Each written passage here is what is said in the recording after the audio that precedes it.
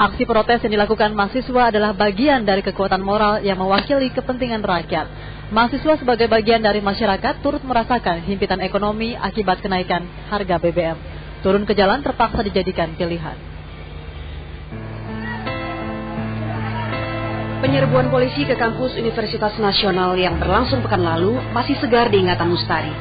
Ia berada di tengah kerumunan mahasiswa dan merasakan hantaman dan pukulan polisi yang menyerbu ke kampus.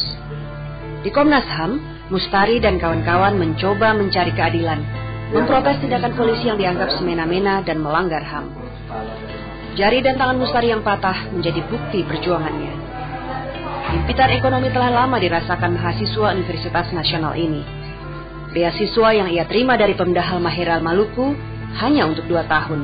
Berada di daerah perantauan ini khususnya untuk biaya kuliah itu juga saya harus survive juga untuk menunjang biar kuliah saya itu bisa berhasil. Kesulitan makin dirasakan dengan naiknya harga BBM.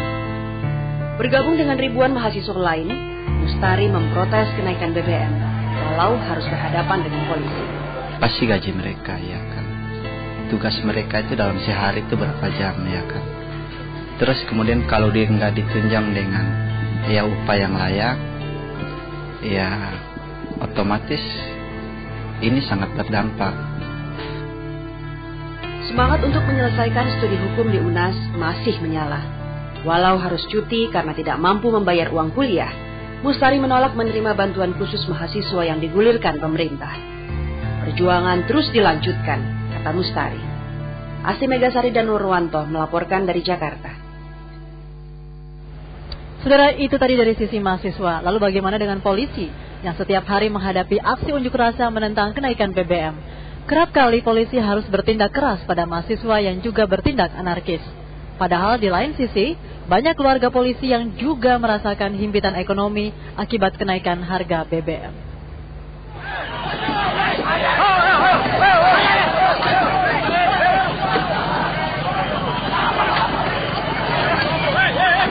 Bentrokan antara polisi dan pengunjuk rasa seperti ini makin sering terjadi akibat protes kenaikan harga BBM.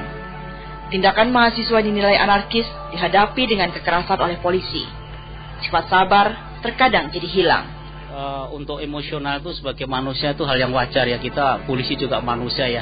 Kadang-kadang juga pengen emosi juga, tapi karena ingat pesan daripada pimpinan bahwa kita harus kepala dingin, ya tetap harus kita tahan.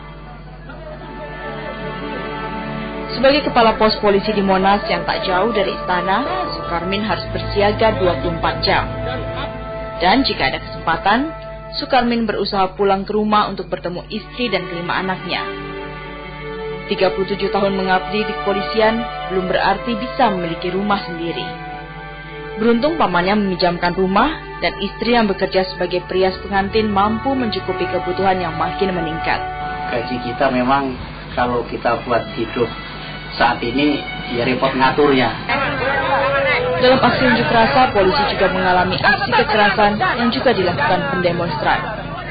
Polisi, mahasiswa, dan unsur masyarakat lain sama-sama merasakan imbas kenaikan harga BBM.